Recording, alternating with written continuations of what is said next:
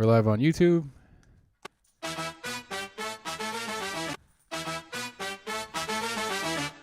So I can't get enough of doing podcasts. So I've got a couple of guys from Nashville coming in. We're going to do a little bit of a session review from their point of view. But we'll talk about all that here in a second. We are almost in agreement at gmail.com, Facebook, Twitter, YouTube. Our website is up and live. Go there. You can get all the episodes, or to your favorite podcast provider, and you can get all the episodes there. As mentioned, we are live on YouTube. If you happen to be watching us on YouTube and want to shout a question or something, I don't promise I'll answer it, but I'll at least see it and maybe laugh at you for asking a question. Other than that,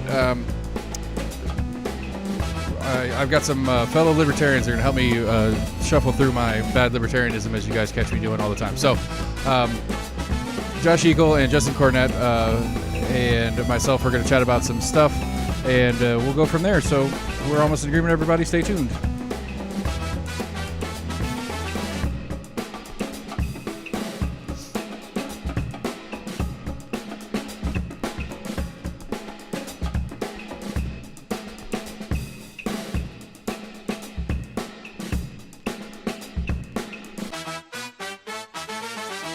Still working on my crossfade in timing, but it worked well enough. All right, so it's for all Tennessee. I blanked out in the middle of the intro there, and I wanted to make sure I said it right, so I wanted to run it by. It's for all Tennessee. Yes, sir. So what is the mission statement of For All Tennessee? Well, in a nutshell, so 501c4, political nonprofit, and our goal is to mobilize Tennesseans around policy that empowers people and limits government. In a nutshell. That's a good nutshell. So I know we got a couple of victories in this session that I definitely want to talk about, because I had Becky Massey on a couple weeks back, and we did kind of a loose session review, and kind of ran through all 7,000 items, and just try to get, because I mean, again, like, I've got it here with me, and it's like I don't know how many total items are on it, but it's a massive list. You know, some of the generic stuff, like they have to approve the budget, so they vote on those kind of things, and some of the more just mundane parts of government. But then we get into some of the stuff, and I know the biggest one, at least in my opinion, from the more libertarian point of view, is we got the no knock raid thing out the door. We're done with those. Yep, correct. And so Justin, we worked a series of things, and I'm sure Justin would like to give you a high level when that's set, if you're open to it. Sure, hit me. Yeah, it was a very, very good bill. Obviously, it was so good we were worried that it wouldn't actually get through. So that sounds reasonable. Right, there were two no-knock raid bills out there. One that was really comprehensive, brought by Republicans, and one that only addressed no-knock raids, that was brought by two Democrats. But we were planning to work the strong bill first and fall back to that second bill if we needed to, but the wind was behind our backs on that one, and the timing was right within this legislature to get that one done. Yeah, it did seem to be like that is one of those items that, with last summer specifically, seemed to be well conscious publicly, as far as, people understood what the actual content was of something like this, where 2-3 years ago, nobody, even though the verbiage is pretty clear, no knock raid, most people probably never really put any thought into it until we had, in our neighbor state of Kentucky, that major one among others go down. And so I was excited to see that one as well. I think it's an important step in kind of trying to, I don't know, like I had Sheriff, our Knox County Sheriff, do a show with me a couple days ago. And I'm not quite ready in my stature of what I'm doing yet to really start putting the screws to people on stuff like that. But like, one of the conversations I have often with one of my co-hosts, and it's like this impotence to capture now. It's one of those things I don't understand about policing. It's like the guy, the incident in Atlanta where DUI, a little bit of a scuffle. He shoots a taser at him. That's not cool, whatever. But then he runs, and you shoot him running, and it's like, you got his car. Where's he going to go? Yep. You're going to make more off. European police, it seems like they get this. You know what I mean? Like, it does in America. It doesn't seem like they understand that concept very well. Yeah, it's like it's 2021. How hard is it to actually disappear at this point? Like, how many people are on the lam for months and months and months and hiding and getting away with it? Absolutely. Not very many, unless they can afford to do it the expensive way. Right. Yep. But truthfully, Seth, there were actually a series of good bills that we got through this year, and obviously a slew of even more legislation that we believe is extremely critical, extremely important, that we're going to be bringing back next year, hopefully. Because no knock raids, the bill itself did a couple things more than no knock raids. Yeah, it very importantly, it had the duty to report and duty to intervene in any use of excessive force by a fellow officer. Okay, that was in the same package? Yep. Yeah, it's the same thing. It restricts chokeholds. It restricts firing at moving vehicles. It requires de-escalation training. But it was a bill that was written in tandem with a lot of law enforcement here in Tennessee, and it really codified some of the best practices that were already in use by some municipalities here in the state. So, and it just worked out that it was a really good bill and a really strong bill versus what you see in the rest of the country on this particular topic. Yep. Right. Go ahead. No, it's okay. I didn't want to derail, but if it's okay for the high level, if I could just kind of give your listeners a summary on just generally the type of legislation we work, because the mission statement only tells you one thing. This year, when we went into the legislature, we had, about 12 bills that we were working under 4 key headers. So it was, ballot access reform, criminal justice reform, protecting small business, and protecting private property rights.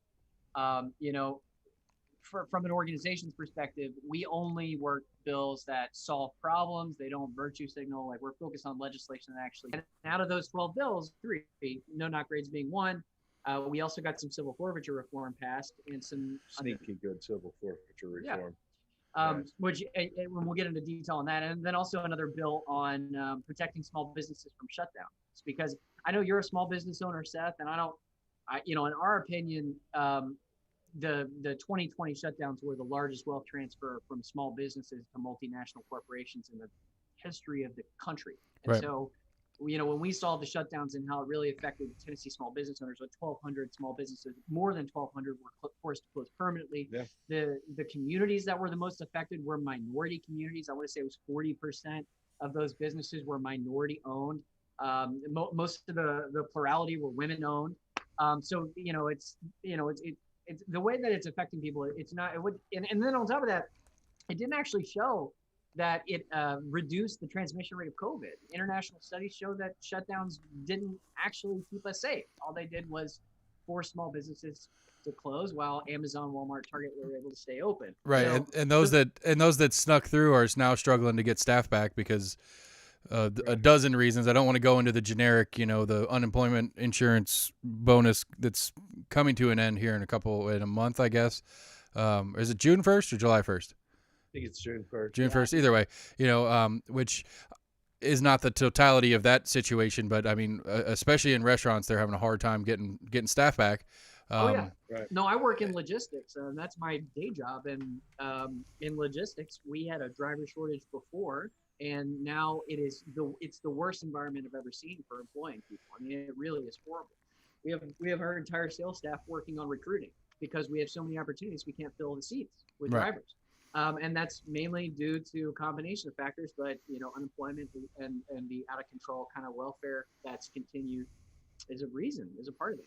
Right, and then for the people that barely snuck through and survived the pandemic part of it, they're certainly cash strapped, and to try to say like, well, hey, pay them more. Well, I'd like to, but I got no revenue coming in.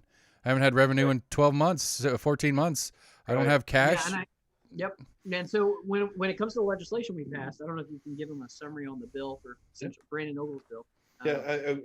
We had a bill that originally would have banned any executive in the state from labeling business essential or non-essential.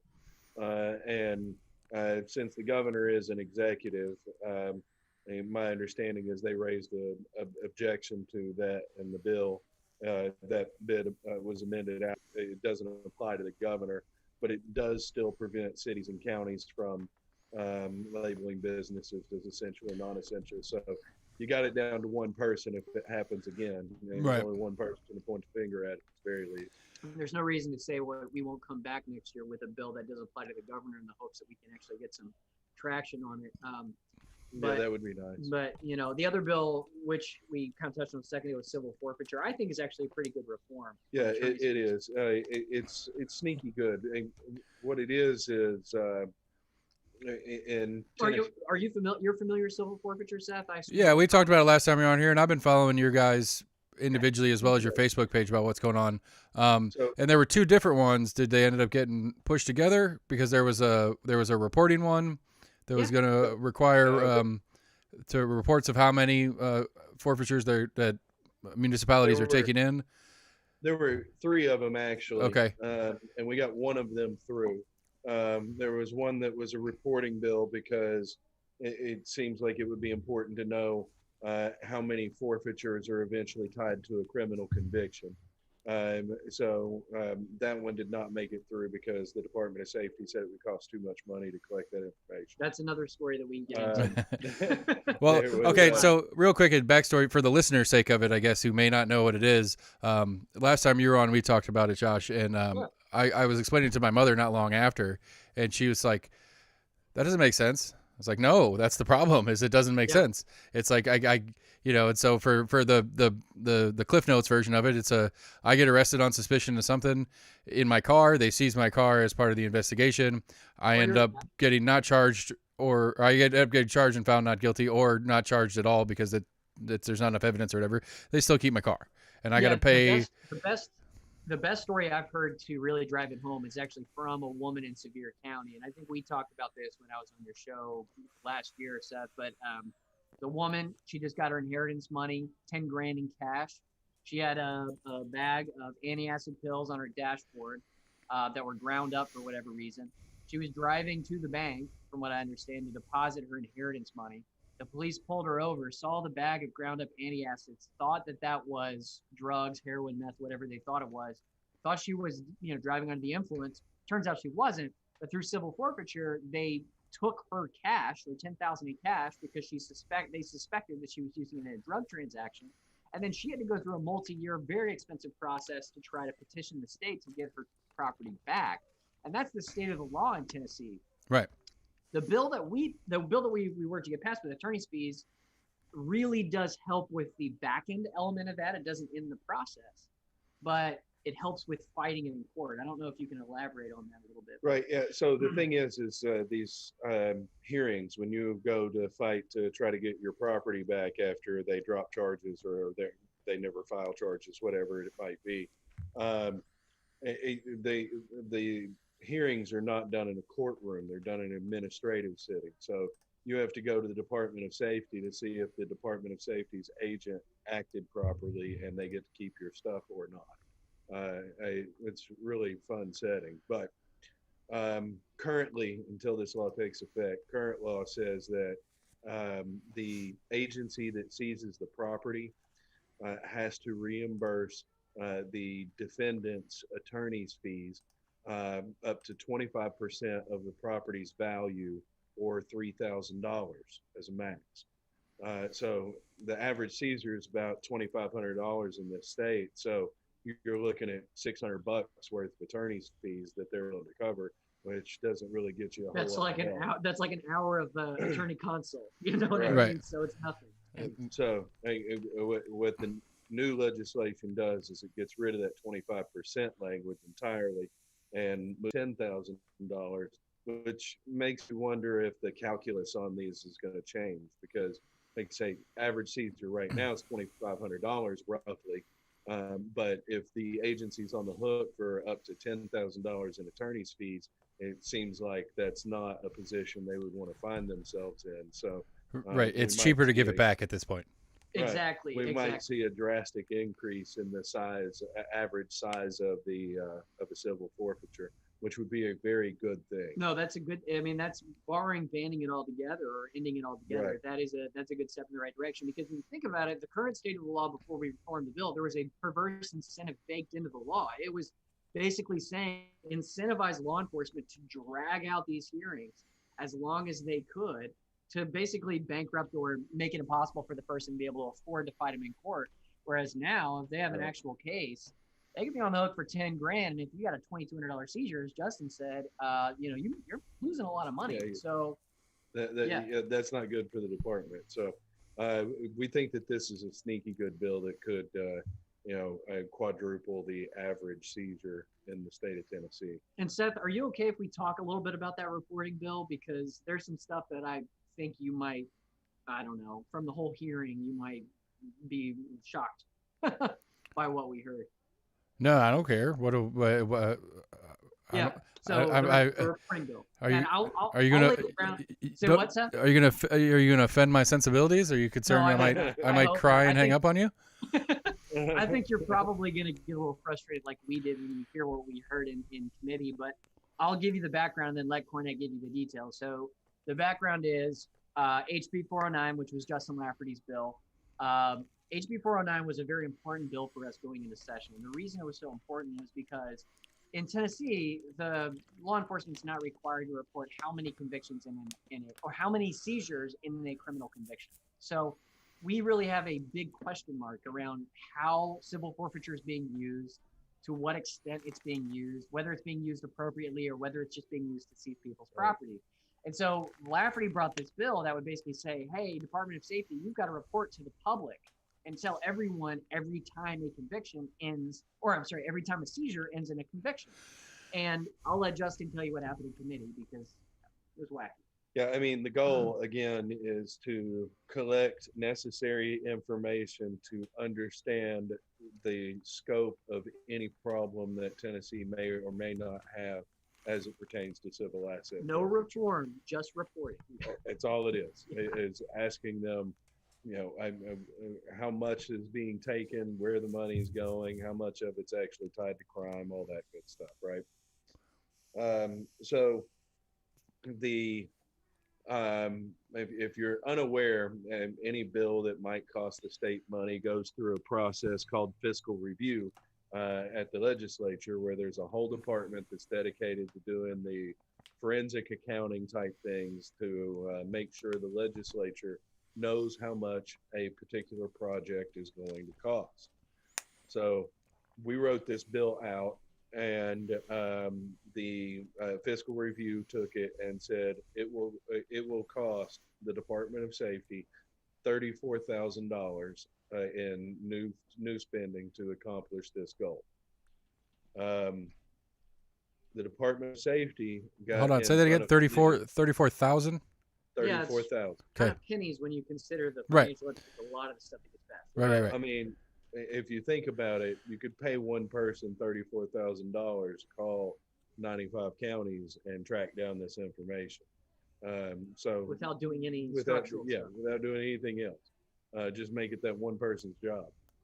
So generally speaking, I think it could be done. And fiscal review, again, the agency tasked with trying to figure out how much a piece of legislation is going to cost and how it will affect the state and the cities involved in it, said it would cost $34,000.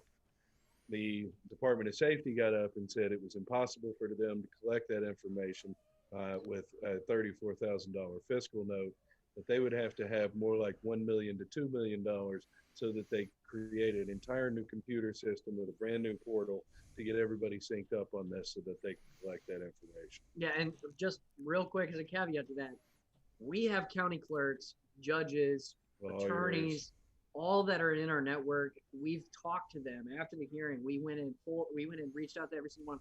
Not a single person backed up this claim. It came straight from the Department of Safety, and no one can corroborate it. But it was enough. The closest anybody's got is to say that it would be cumbersome, but it could be done. It absolutely could be done for 30 grand. So again, that kind of shows you, and that also speaks to a bigger problem, Seth. And I think we may have talked about this last year when we were talking. The Department of Safety gets paid by you and me, the taxpayers, to make up these things in committee and fight reform. So we're paying them to basically lobby themselves. It's the most screwed up system. Feed their budget.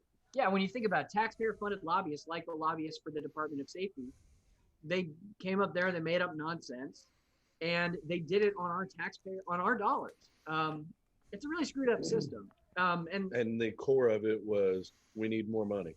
Exactly. We need 2 million or $1 million or $2 million to facilitate this very basic request, which is transparency for the Tennessee taxpayer. Like, how is this system being used? That's all we're asking. It's not like we're asking to end it. We're asking to understand how it's being used.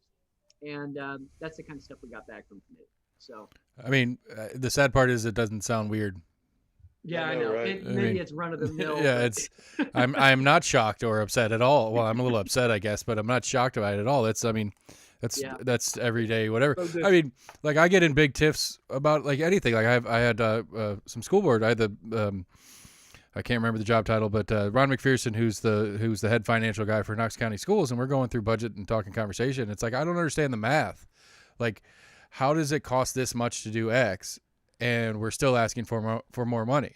Like Knox County Schools is like $9-10 grand a kid, Yep. and it's not enough. And it's like I'm not an educator, obviously, but I feel like give me 20 first graders and 200 grand. I could get them through a year of school. I could Right. hire two really good teachers at 65-70 grand a piece, which is way more than the school system pays them, Right.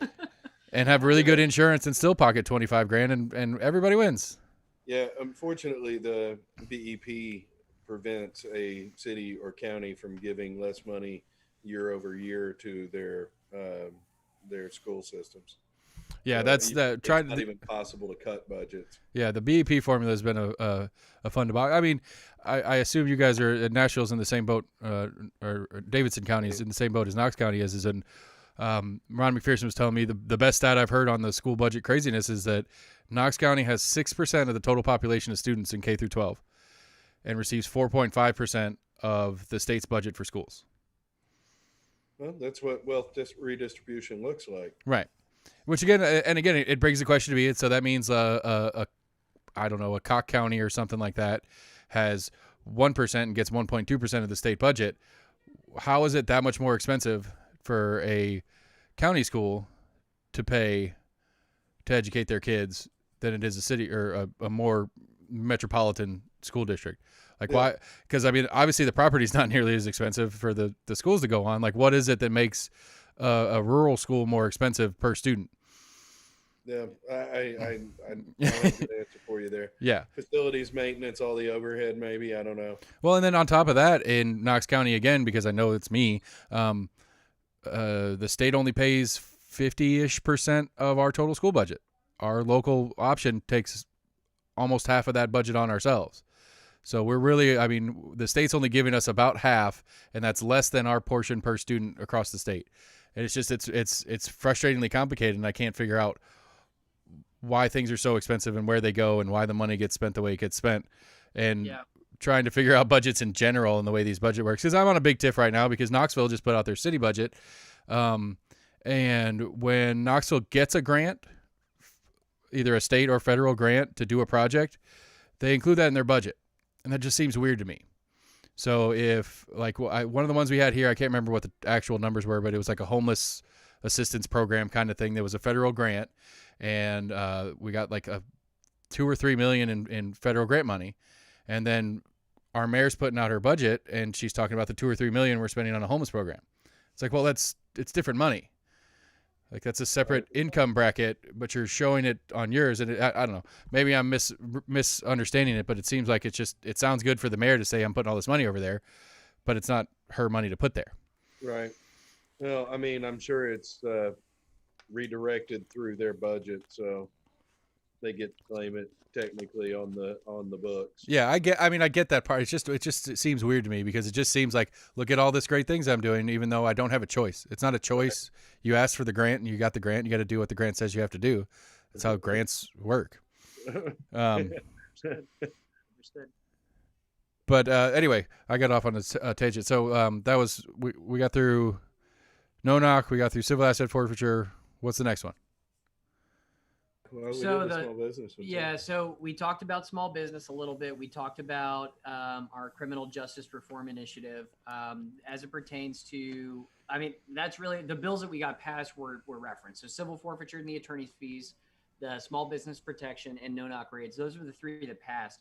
There were other things that worked, right? Like, we worked ballot access reform, which is a pretty big issue to our members. And the way that that shook out in committee was also a story I think that's worth telling. Incredibly disappointing. Let me just give your listeners a summary on the state of ballot access laws, and then I'll let Cornette tell you what happened to us when we actually brought reform. But in Tennessee, if you want to run as a Republican, Democrat, or Independent for office, it's 25 signatures. If you want to run as a Libertarian or a Green Party, Socialist Party, Birthday Party, whatever you want to run as, any other party, you have to have 56,082 signatures to get on the ballot. So according to us and according to our members, we see this as a huge disparity. It's not free and equal elections like the Constitution of the state of Tennessee mandates. And so we brought a bill that basically sought to bring that in line with the rest of the country. Right. The national average for alternative party ballot access is around 10K. And the bill that we brought it closer to about 11K. And made some changes on the retention side and on the taxpayer funding side on the back end. But what happened in committee, I'll let Cornette tell you about, because we brought this bill and it had very strong support, bipartisan support. Yeah. For all intents and purposes, it should have been on the floor for a full floor vote.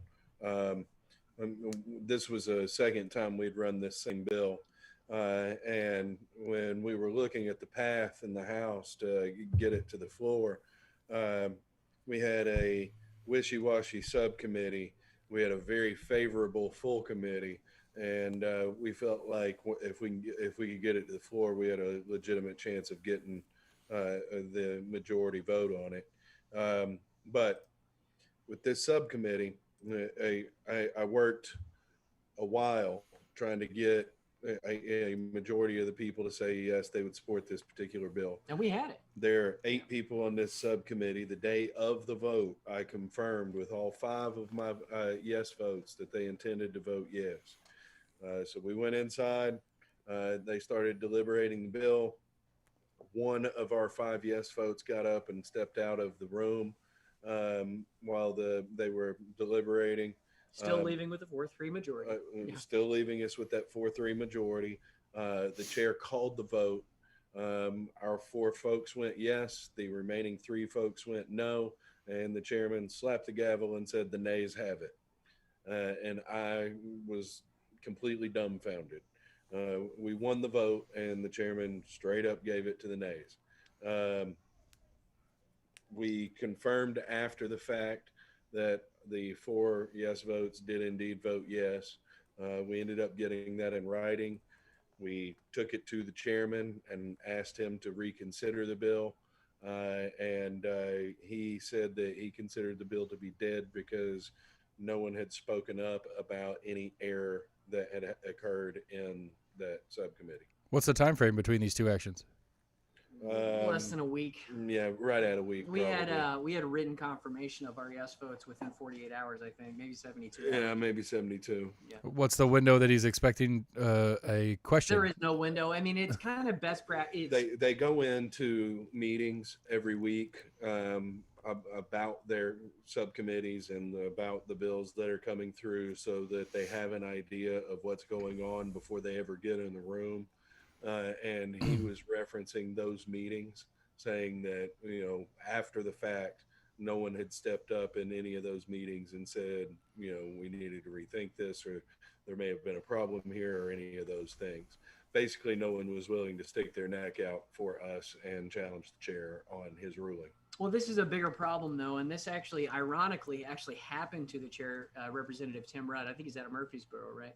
So it happened to Representative Tim Rudd just like a couple days before it happened to us. He goes into a committee and they force a vote and kill his bill with a roll call vote that was counted incorrectly as well. So it's not uncommon. With a voice vote. Yeah, with a voice vote. I say roll call vote, the opposite of that. Yeah, with a voice vote.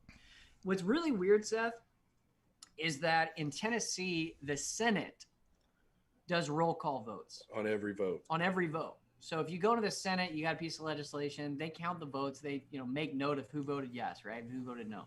In the House, it's not that way. It's voice vote, and it gives the chairman of whatever respective committee we're discussing a lot of extra latitude to, when a bill's that close, call it the way he wants it to be called. we think as an organization, after talking to our members, we'd like to see reform to require a roll call vote in the House, just like they have in the Senate, because this happens to people all the time. It happened to the chair just a couple days before. It happened no less than 4 times this session. Well, I mean, So- and for the lay people out here who aren't part of the in crowd, I mean, that's record. I want record on what my people are doing. If I Yes, get absolutely. if I have But- if my state rep is in a subcommittee committee and they're voting on whether it's getting to the floor or not, I want to know whether or not they were part of the yays or nays on an item. The absurd thing is we could write that bill, but finding a sponsor for that bill would be a real challenge, because whoever the sponsor is essentially sticking their neck out and saying, I don't have a whole lot of faith in our chairman to do the job right, so we need to make sure that everybody's on record all the time. Yeah. Right. Not to mention people like not having to be on the record all the time. Oh, Well, and, and it's better for constituents. It's better for Tennesseans because you know where your rep stands if they do make this change. Another thing that a lot of people hold don't on, I want to consider- push back just a little bit. One thing it's not better at is it's going to cost $55 million for whatever system they're going to put in place to keep track of that. Yeah, right. Try $100 million, Seth. I'm sorry, I set my conservative at 55 million. My apologies. No. I mean, but another thing to mention is we've been in pandemic mode for the last year and a half. And what are they doing in committee, man? They're wearing masks. In the past, you could watch on a camera who voted yes, who voted no by watching, their mouth vocalize the words, which was kind of the way to get around it. Now they're all wearing masks.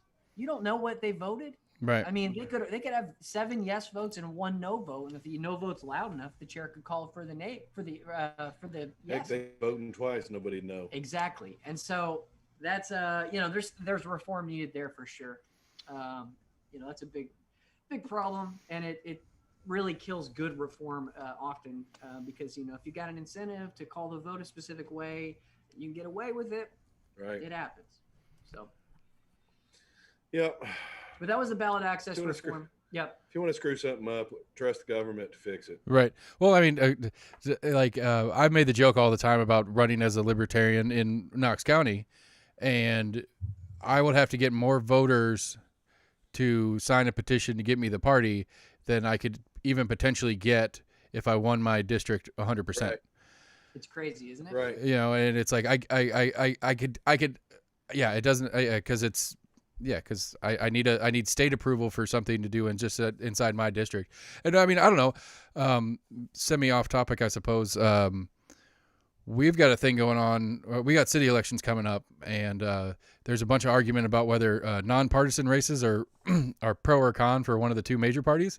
And I'd be curious on your guys' take on that.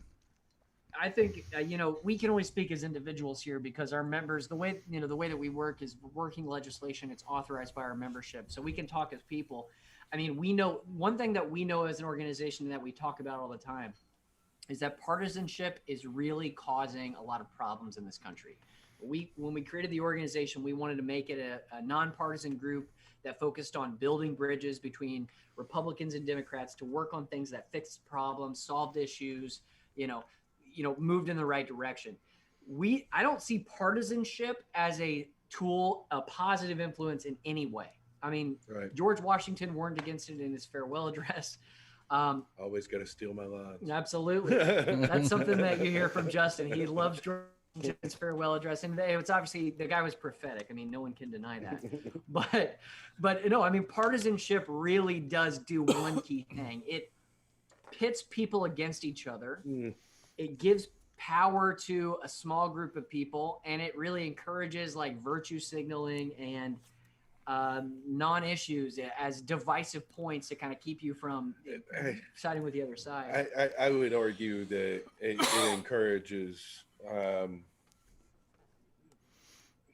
disengaged voters Right. to go and vote, That too. thinking that they know what they're doing because there's a letter attached Blue to team, red somebody's team. name. Right. Well, I think it makes a single issue voter wrong more often than not.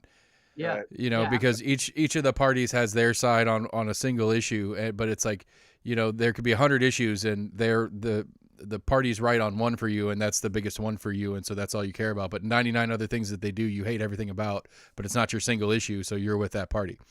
Right. And Yeah, no, I would say that every election should be nonpartisan. That's what I every would single one of them. Yeah, personally, I agree with them 100%. If every election from the top down was just names of people and not parties, it would really force people to understand what you're voting for, who you're voting for, rather than just saying I'm red team, blue team. And I think it would fix a lot of problems.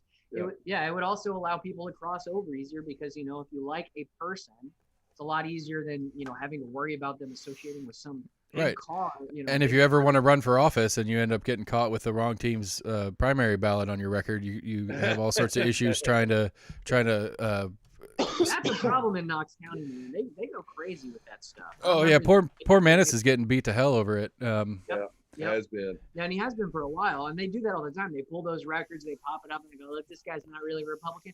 I remember when Glenn Jacobs ran for mayor in 2018, and you know, the current GOP chair at the time tried to change the rules because to increase the definition of bona fide Republican. Yeah, make it more difficult to run. To make it harder for people like Glenn, the current mayor, to get on the ballot. I was at a GOP meeting on Thursday night, and it was outside of Knox County. It was in East Tennessee, but Eddie Manis came up in that meeting. I mean, he gets it from everywhere for sure. I like Eddie's probably my favorite local one for my people. He's I'm District 18 anyway, so he's mine to boot. But like I don't know, like I agree that if we took the parties off, if we took the letters off after the name, it changes what you're looking at as a voter. My concern being is that voters seem so disengaged anyway that it may not make a difference. That's kind of been one of the things. If you want to be engaged, you should be engaged. If you're disengaged, then you're just checking the box for routine.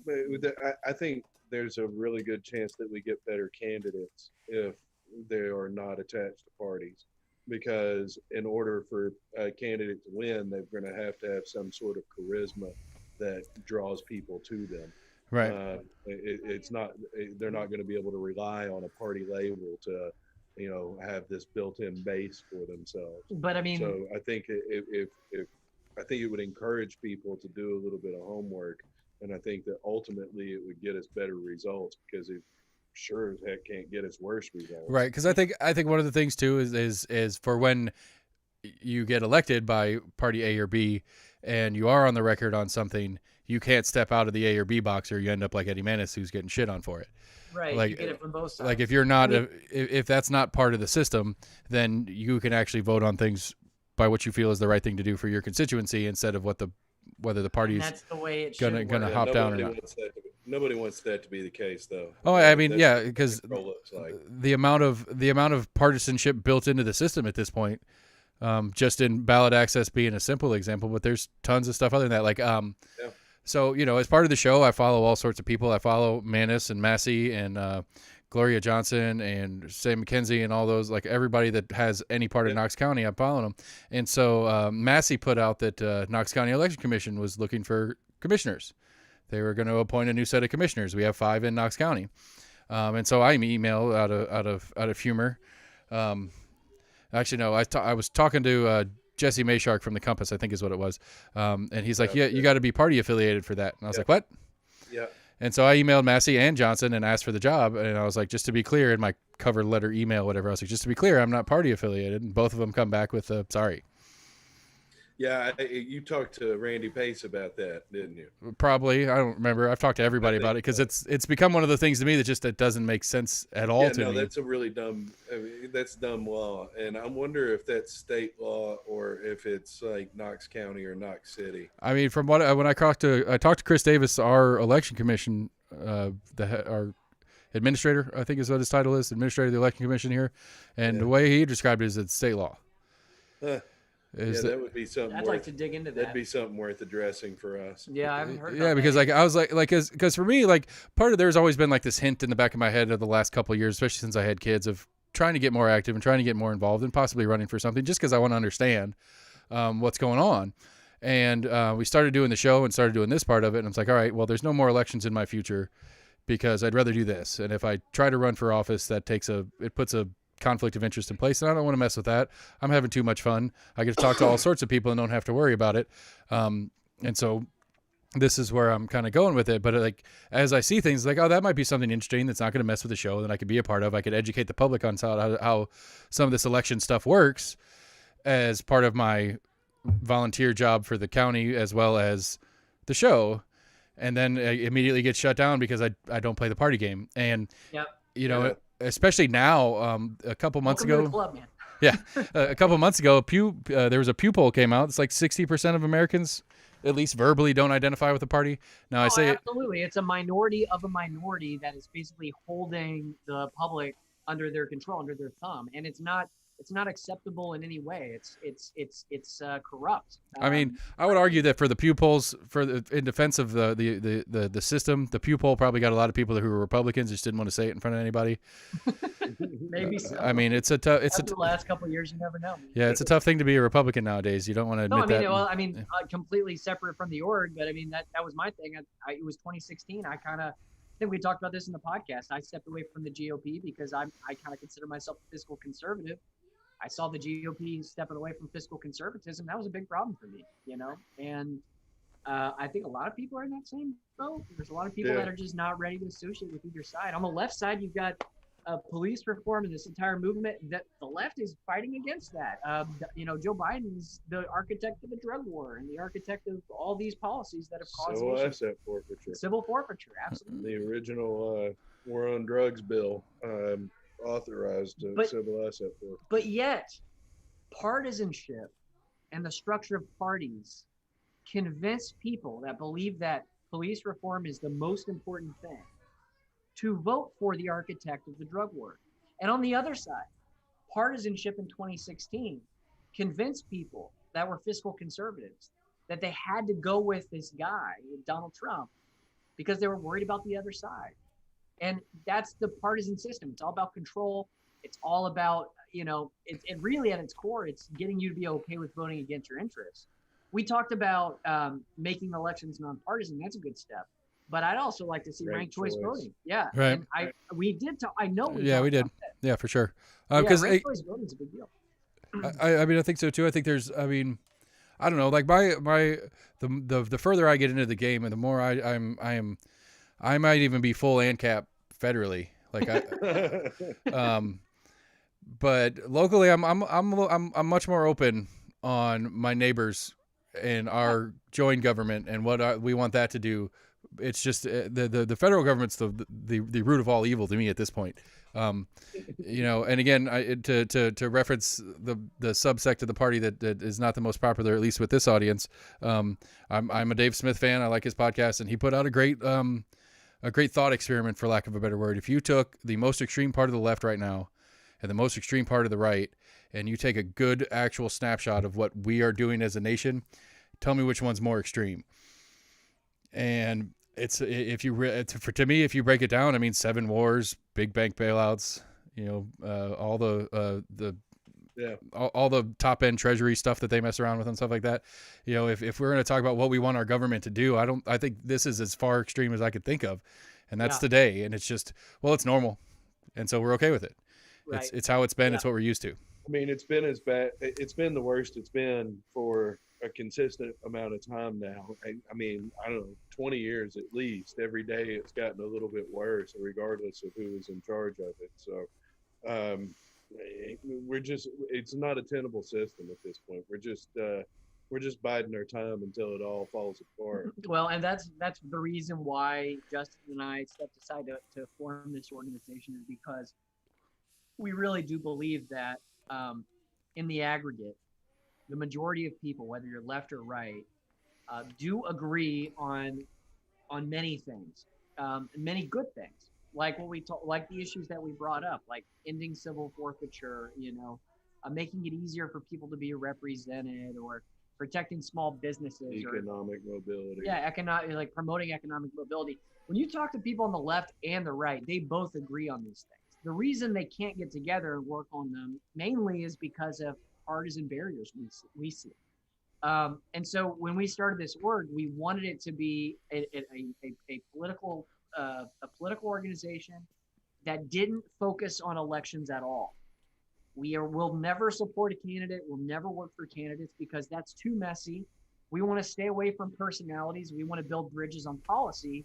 And we, as structurally, and feel free to chime in here, but structurally, we set up our organization as a balance between the left and the right. Our advisory committee is made up of Republicans and Democrats and centrists. And our logic was, if they can all agree on something as an as a team, and then our membership also agree on something, then that's an issue we want to work. That's something that's good. If you can get a Democratic socialist and a Trump supporter to come to the table and say, this is something we want to see done, and they both agree, then you know you struck gold in that instance. So I think it's more accurate to say that we are completely nonpartisan as opposed to bipartisan, though. We don't care about party politics in any way, shape, form, or fashion at this point. As he mentioned, George Washington farewell address is, I'm a big fan. He goes into a very long diatribe, if you've ever read it, about the quote baneful effects of party generally, and the conversation goes, paraphrasing, parties eventually get to a point where it's their interest that matters, and the will of the people be damned. And I don't think there's anybody in the whole wide world that would think that we're not at that point just yet.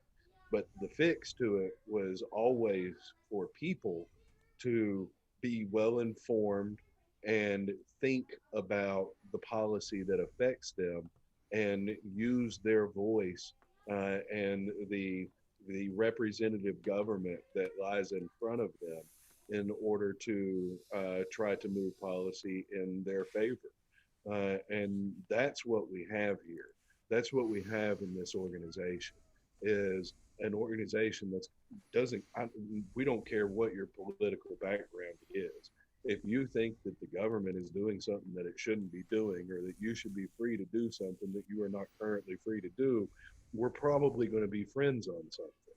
I mean, it's really that simple. So it's the anti-party. It really is what it is. Right. Yeah. We have a way for people to come together around policy, and the politicians and the political parties be damned. Right. And I mean, that's kind of something that we talk about on the show a ton. Like, we went on a big stint last week about, how to try to remove some of the partisanship parts and pieces. And as far as tenable solutions, I don't know, but that was like stuff that makes sense is to take out the idea of the RRD that matters. And then I just had a conversation with another guy that's all about, he thinks the R&D is the most important part. And it's like, I get the premise in the system as it stands that the RRD should mean something, but it doesn't. It shouldn't mean something. Right. It does, but it should not. Yeah. Right. And again, we honestly don't think that continuing to work in partisan politics is going to achieve any positive outcome. I mean, if you look at the last 70 years, 80, 100 years, we are not. Goes back and forth. We are and going down the same road. We are going down a hill, and we are getting progressively faster and faster and faster, and in a very bad direction. We want to step away from that completely. I mean, I think that was the Trump thing in general, is that he was clearly not a part of this machine. He didn't do great. He was a partisan. He was absolutely a partisan. He became a part of the machine, whether he was or not. Right, but from at least from the onset part of it, he was an outside guy, and that was I think that was the original appeal. You could argue the same thing about Barack Obama. Yeah, I could see that. Yeah, he did sound a lot different when he was campaigning versus when he got elected. Right, and so the question is, what are they telling him when they get there? Right. When he gets there, and the Joint Chiefs of Staff come by, and but we can't really speak to that. We can only talk to what we can do as voters and as taxpayers. What we can do is we can end the fear of our neighbor. We can come to consensus on what's a good change that does actually empower people, and we can work on that and get away from the partisan mess, get away from the personalities that try to divide us. That's the foundation that we're trying to lay. I mean, we can have a really positive impact in general just because we can get people to a point where they're paying attention to policy that's not just, the single issue policy. Right. Because there's 1,500 bills that are introduced at the Tennessee State Legislature every single year. 1,500 new proposals for laws every single year, and you can rest assured that 1,470 of them are garbage, but a lot of them get through. So we'll be calling a lot of attention to a lot of issues that people aren't necessarily well versed in, but have a much bigger impact on their lives than they might imagine. Yeah, because that's my thing. We were talking about that. We talk about that too, and it's like, how do we get people more engaged in the process? That just don't. I mean, I don't know. It's my self-defeating joke about the show. It's like I'm trying really hard because I want to understand, and I'm assuming I'm not the only person. But well, and you've been doing this for years, and you see how it is. You still, I mean, I'm not saying you probably know a lot more than most people, but there's still a lot you don't know. There's still sure. a lot that I don't know. I've been involved in 10 years, and there's still you guys both noted stories, gave anecdotes about how you were driven out of particular parties based on policy that they had enacted. So, I mean, the thing is if you're tying yourself to a political organization and they do something that you disagree with vehemently, then all of a sudden you're willing to cut ties with it. But if there's an organization out there that simply facilitates you trying to get issues that you're interested in done, there's no reason to disassociate when it also works on something that you may not agree with, because your money's not going there, your effort's not going there. It's not the demon move that you see from other organizations that gets blown up into some catastrophe. And to elaborate on that, as it pertains to For All, we only work on issues that are a majority of our members support. And a member is somebody who's donated money up to $60 a year.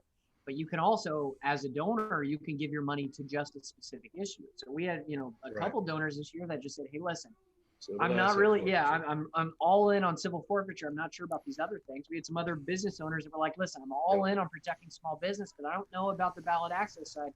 We set up the organization in a way that you can give to the issues you care about. And if you give money to the organization as a whole, you can have a voice in choosing what we work.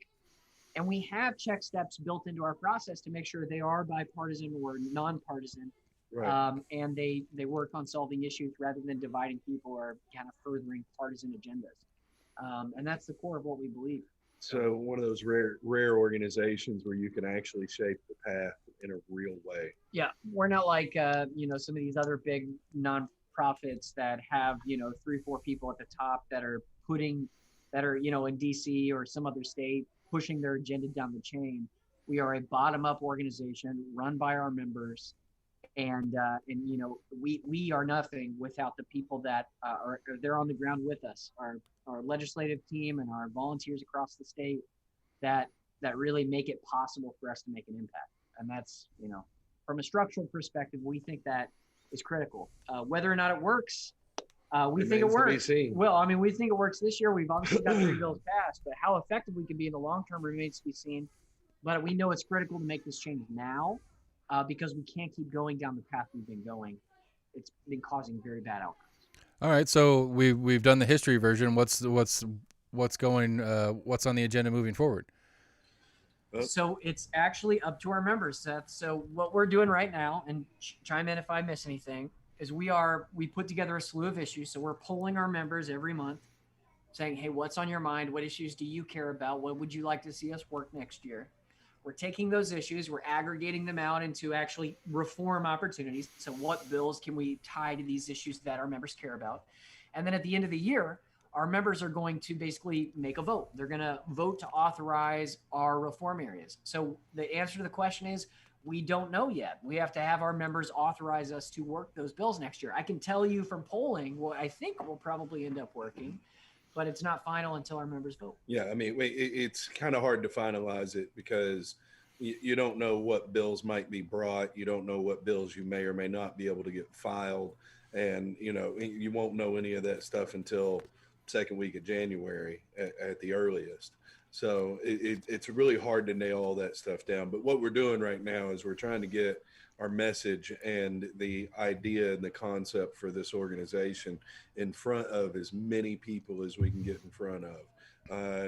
I was out in Jefferson County this past Thursday, did a big town hall event out there where Tim Burchett showed up, and they had people representing Diana Harshberger and Marsha Blackburn. Frank Nicely showed up.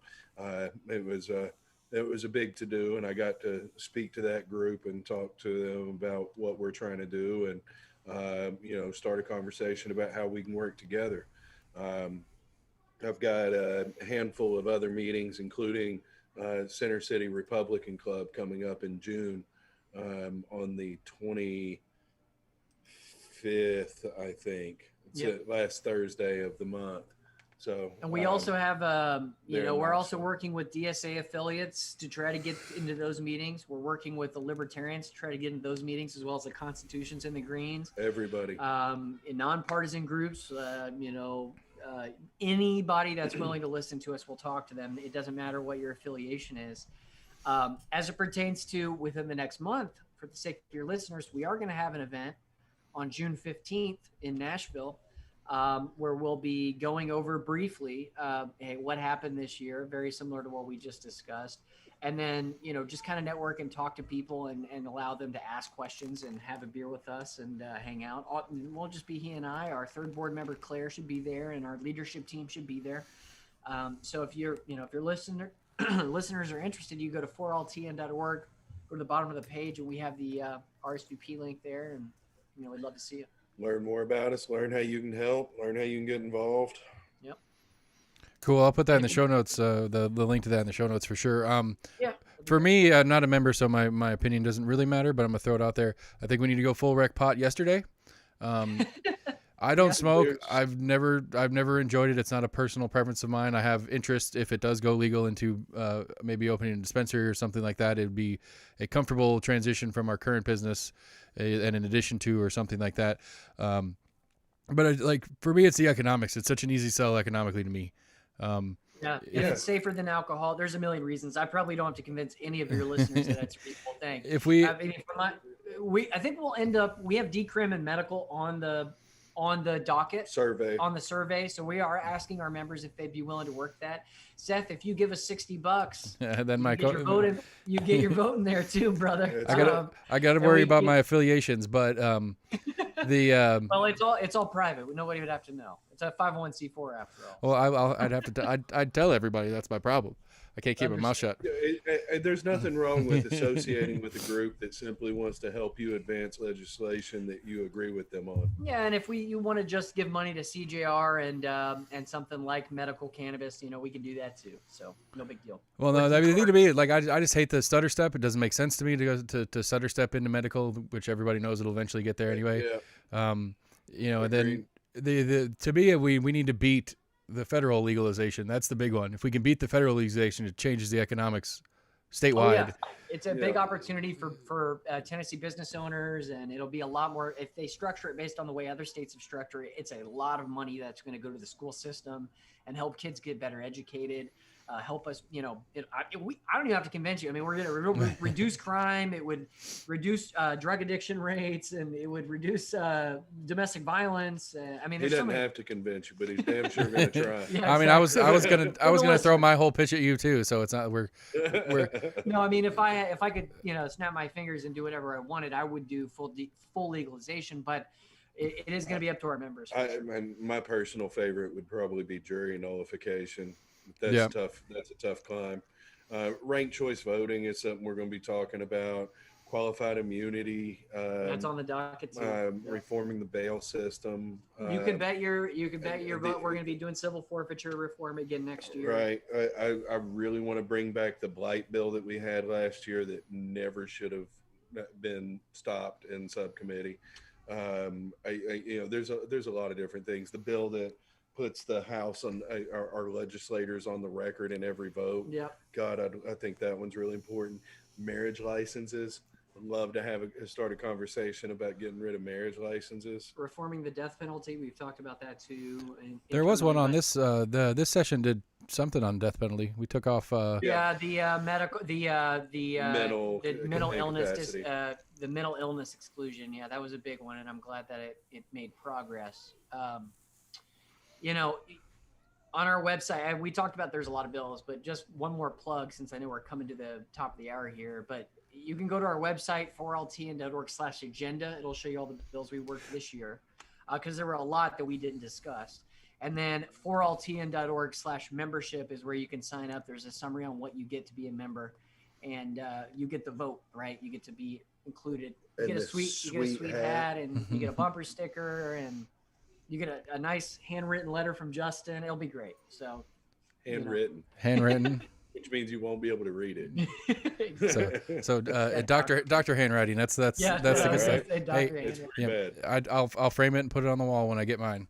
Absolutely, bro. So all right. I mean, like I said, I don't. I really appreciate your time, guys. Is interesting. Like I was from last time we talked, Josh, to kind of following what was happening in and out. So I guess it was like you said something there a couple minutes ago, and I kind of want to follow up on it because this is me trying to understand the civics part of it. When you say you're waiting on to see what is going to be introduced, are you guys writing bills and lobbying them to a person and then they're taking them forward, or is it All of the above, but We're doing both. all of the above, but you can get commitments from people to say that, yeah, we'll file your bill, and then they have some kind of reason why they can't file your bill Yeah, so at we the last minute. like, So for example, we wrote the ballot access bill that was introduced this year. There were a couple bills specifically around the reporting that we worked with affiliate organizations to write to make sure that the language was right. And then there were some like Ogle's bill that were introduced organically that we said, Right. hey, we want these bills. So it's all of the above, based on what our members authorize us to do next year. Like, for example, with jury nullification and some of these other bills, you often don't find people willing to write them or bring them. So in that case, we will write the bill and we will bring it. But, that's not the case for every bill. okay? It's a case-to-case kind of thing. Because that's what because I don't understand. Like I generally don't understand the language of bills anyway. So people that actually figure out how to It's write them. complicated, man. they, generally they have a window of about a month where they can file bills. We can't file the bill. Somebody has to file it on our behalf. Yeah, even if we write the bill, we got to hand it to somebody Right. else to produce it. So, there's a million different things that can happen at that point. Well, as a District 18 rep, I'll lean on Manus for anything you guys want to do because I'm Do pretty. it. No, pretty sure- listen, Please, Manus we'd has been an appreciate ally that. for us. Yeah. Manus has been an ally. He helped us with ballot access. Manus reform was and one of civil our reform. 4 yes votes on that ballot access. He bill was that in the got hearing. called You as a should no. ask him on the next time you have him on your podcast about that hearing because he was there in the room. He saw it happen and he voted yes. Yeah. So, Well, Yeah, I mean, to me, it sounds like he's going to be looking for a new party to play with anyway. If things Yeah. continue down the road, the GOP, as it stands, is probably not going to let him stick around with the R. Yeah, that's you should go what independent. I've heard. You should go independent. Be that first independent rep. That's I what I like. I mean, the next time I talk to him, that was something I was going to pitch at him. Be like, look, just run independent next time. You've got the you've got the Yeah. incumbency, so you've got the Yeah. advantage of the incumbency. You lose the advantage of the R. And if they run, if they run Oster against you again, then Couch will win it. But Right. actually, no, I think I take that back. I think he would probably still win it if it was all three of them. Well, Yeah. if he's got a good team behind him and he can fundraise, I think that's possible. It's in the cards. Because I think he took. I think realistically, I make this joke all the time. Like like I said, I'm in District 18, and I had the most PAC flyers that I've gotten out of any election on the Manus Couch race. Because, and my understanding of it, and different people I talked to, is because the Democrats thought they had a chance with Virginia Couch, and so the party as a whole was putting a bunch of stuff out. All their support PACs were putting a bunch of stuff out that was anti-Manus or all that kind of stuff. I mean, there was at one point I opened my mailbox and had 4 different flyers from 4 different organizations, and I think 3 of them were anti-Manus and 1 was anti-Couch or whatever. So I actually, and I know we're running out of time, but I moved away before that whole race. What was the final vote total? Do you remember? I'd have to look it up. He won by a lot. He did well. Yeah, Okay, yeah. And I wasn't think- sure if it was close with Oster. but it Right. was- I think, and that's what I was getting at is I think him as an independent, assuming it's the same race as it was last year. I think him as an independent between the two would probably still win it, just because I think he already took Democrat votes this last time around, and plus the Republican votes it sat. Yeah. we kind of want the organization to be able to have a relationship with the legislators where it really doesn't matter who the legislator is. The conversation's going to go exactly the same, and Right. The goal is to have the constituency behind us when we're talking to the legislator. But generally speaking, we've had good luck out of your district. Like say, Eddie Manis was co-sponsor on, or was a yes vote on our ballot access bill, and Martin Daniel before Eddie Manis was Martin Daniel was probably one my of favorite. the best reps to ever walk in the General Assembly, in my opinion. Yeah. I love Martin Daniel. I think I was sad to hear that he was gone. But Yeah. Manis is a good replacement for him, I think. He's a very independent He's been guy. helpful so far. Yeah, he's been very fond of some of the stuff we've been working. So it's been good. Well, you don't endorse candidates, except you did, but No, I talk personally. That's right. No, all we did was say that he was in favor of our stuff, and that's a good thing. And we will always do that. If and- you are in favor of our stuff, we will say that. Anyone can ask me. I personally like Manis. I personally love Martin Daniel. I think he's a great guy. So all right. Well, load me up full of the plugs. Give me all the plugs. Make sure we get all the correct contacts and stuff like that that you guys want for to. sure, Welcome, John. for sure, man. You can follow us 4All Tennessee on Facebook, at 4AllTN on Twitter, website 4alltn.org. If you want to join our local event that we discussed, just scroll to the bottom. It's one of the last blog posts there. We also have it on Facebook. You want to become a member at $60 a year. You get a vote in what we work next year. You can go to 4alltn.org/membership. Sweet hat. Get some swag. Handwritten letter. Yeah, We got and- that. Yeah, and if you want to reach out to us, if you have questions or concerns, you can email us at info@4alltn.org. We're very responsive there, or shoot us a Yeah. message on Facebook. You can follow us on Instagram, 4alltn. But we'd love to answer your questions, have you involved in the org, and We want to have conversations with people, so reach out to us for sure. Well, cool. All right, that's an outro time, everybody. Josh and Justin from 4LTN, guys. Like I said, I'll put some links in the show notes for you guys so you can get quick and easy access to their website and other social media outlets and stuff like that. If anything that they said rang well for you, you should assist as best you can. I mean, $60 ain't that much a year to actually donate to something that actually has some direction to it instead of a party or something like that. You know how I feel about parties. We're almost in agreement at gmail.com. You can find us on Facebook, Twitter, or YouTube. While you're there, give us a like, a share, all those fun little doodads and whatnots. We are up and running on our website. That's the thing I was looking for. Our website's almostinagreement.com. You can get all the episodes there or from your favorite podcast provider. And while you're there, subscribe and like and share it to your friends that way too. We're doing our version of trying to make a difference, and our version is to get more people more educated about who's doing what and what's going on and how the thing works in general. So we appreciate the 4LTN guys for stopping by, and we'll have a new show for you soon. Thanks for watching, everybody. And dancing.